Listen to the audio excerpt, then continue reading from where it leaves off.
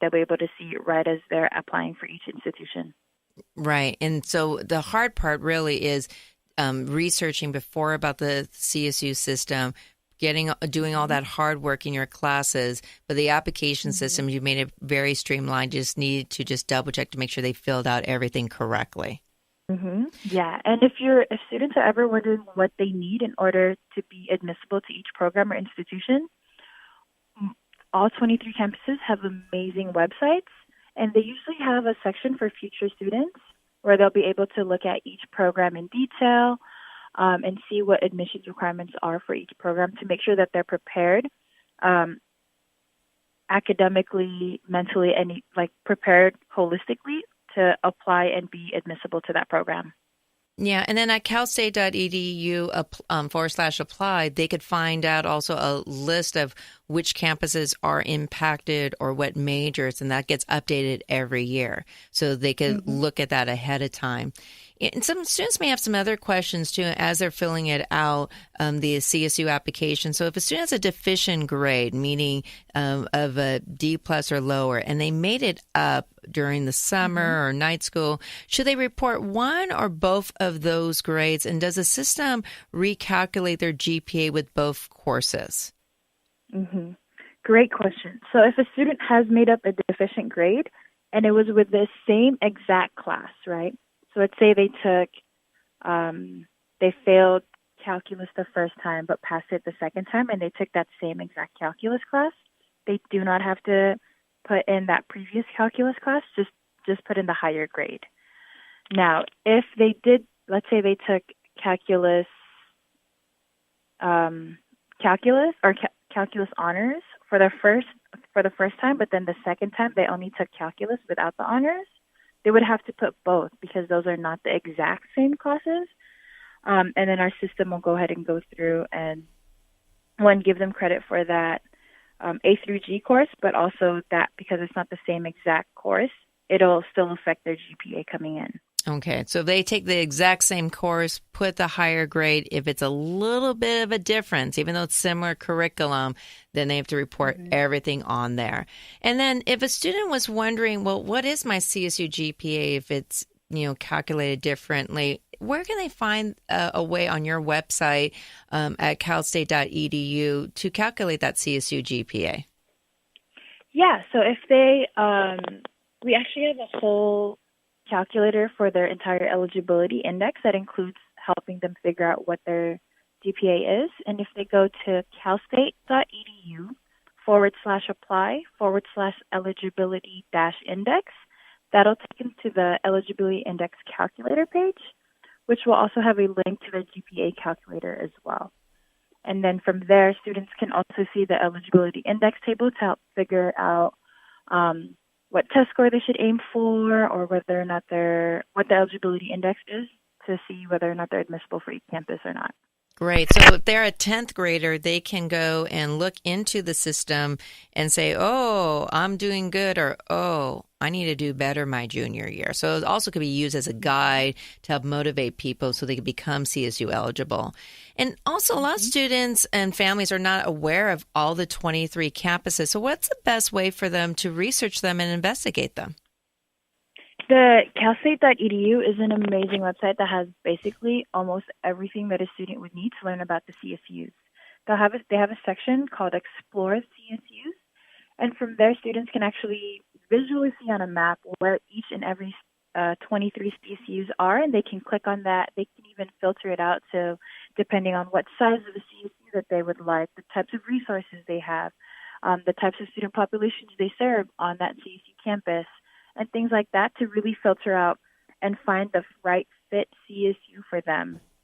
And then they can go and learn more information from there. They'll have links to each CSU as well as like some quick facts right on the CSU website. Yeah, and one of the things is that's great, too, with Instagram and Twitter, pretty much all the CSU campuses, if you just put Cal State or CSU or the name of your campus you have so much information so students can learn about clubs or opportunities. Like a lot of people don't realize what a strong study abroad program San Francisco State University has, for not only just for a semester or for a year in so many countries. I mean, I think you're one of the largest ones, not just in the CSU systems, but nationwide as well, too. Mm-hmm. Yeah, our CSUs have really fire Twitters and Instagrams, and they all take great photos, and they're continuously updating everything.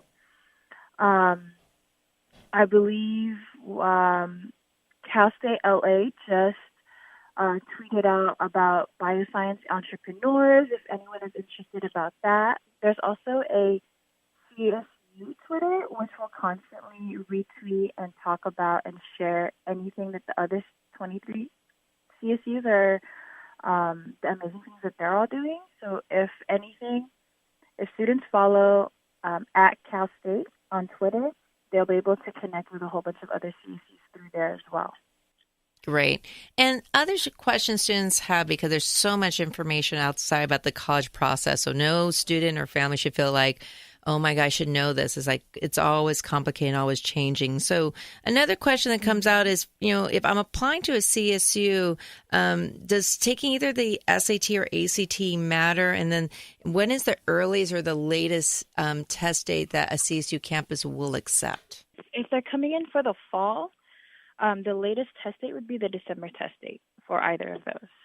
Okay, fantastic. Okay, so they can still take the SAT or ACT. There's no preference on either or, and you guys do not require the essay section. And usually they take it during the beginning of the fall. Like I tell a lot of students, like if you take that test, pretty much all colleges nationwide will accept it.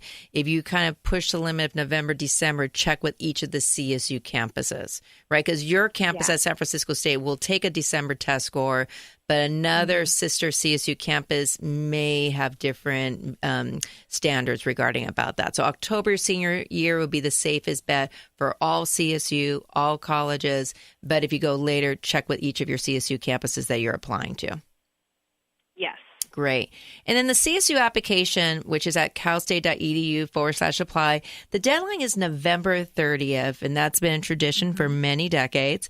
Are there any other deadlines for scholarships or other programs that students should be aware of? Yes, definitely. So like I said, when students submit their Cal State Apply application, remember if they want, they can also apply for EOP through there. Okay? That's going to be something that they should be aware of. And also the FAFSA, so the Free Application for Federal Student Aid, as well as the California DREAM Act, opened October 1st, and the priority deadline is March 2nd. So students should apply and submit those applications before March 2nd, okay? Although that March 2nd deadline isn't a hard deadline, submitting either application for student aid after that deadline could result in receiving less federal and state financial aid. So just submit that before then to be safe. Right. And then each CSU campus has their own scholarships, right? So if I'm applying for San Francisco State or Stanislaus, I want to check both of their applications on there. And then in case I'm applying to other colleges, since the financial aid forms are out October 1st of a student's senior year, just get it over with in October, and then you'll meet everyone's deadline. Like I usually tell students and families, get a treat versus a trick and submit all your financial aid forms by October 1st or by Halloween. And they can also submit their CSU application by then too, correct? Yes. These deadlines, yes, those can be the last days that you can submit them, but it's always safer and so much better to submit them earlier than the actual deadlines themselves. So it's safer, and then you have the weight is lifted off your shoulders sooner. Right. So November 30th is the CSU application deadline, but your application comes out October 1st. So if I'm a senior just considering a CSU, or if I'm a freshman too, one of the things is both of them don't know is the vast variety of majors like animation, interior design. I mean, you have some majors that even some other campuses across the nation don't offer. Are there any type of majors or programs that are unique that you want to highlight that some students should be aware of that a CSU campus could offer students? Yeah, so I know that When I was attending CSUMB, we could make our own major if we wanted to. So if you are attending a CSU and you're like, these are all sound amazing, but I don't want to, there's something very specific that I want to study, going over and talking to the advising office there, they can actually help students figure out, okay, if you take these classes, you can actually major in this, which is a special major specifically only for you. And you can do that in a lot of the CSUs as well, which is, I think, is pretty unique to the CSUs. Like I said, my expertise is in San Francisco State. So we actually have the very first and only College of Ethnic Studies in the entire nation. So if any student wants to study Africana studies or Asian American studies or Chicano Latino studies, anything like that, we have a whole college specifically dedicated to supporting that program and those students, which is specifically unique to San Francisco State. But we also have Cal Maritime has very unique programs that students should definitely go into, and they actually make students, or they actually require students to go abroad for, I believe it's a semester or a year as part of their curriculum, which is also super unique, specifically to maritime. And there's a whole bunch of other ones that students, if they're interested in anything, however vague it is, if they just go to the calstate.edu website, put in something that they're interested in, they'll be able to find some sort of major or program at some CSU that would cater to that specific passion and interest of theirs. Yeah, the key thing is follow your passion because, you're going to be working for a long time. Right? So if students are looking at the application, they always ask a question about what major. And I always tell students, well, undecided is the best major because you could discover so much that you may have never even heard of. But that may vary at certain campuses, right? So, as applying as undecided versus specific major, right? So some campuses like the Cal Polys, you have to select a major. There is not undecided. So how does that work in the CSU systems? Like if I'm undecided, is that more competitive or not? And do I have to if I put a major, do I have to get into my major in order to get into the CSU? And I know this varies for each of the CSU campuses, but what's a general statement from the Cal States about that? So in general, depending on the program, if a program is impacted, that's going to affect the requirements for the student to be admissible to that program and that institution, right? So some programs or some institutions or if they're not impacted as an institution, it'll be easier to get in general.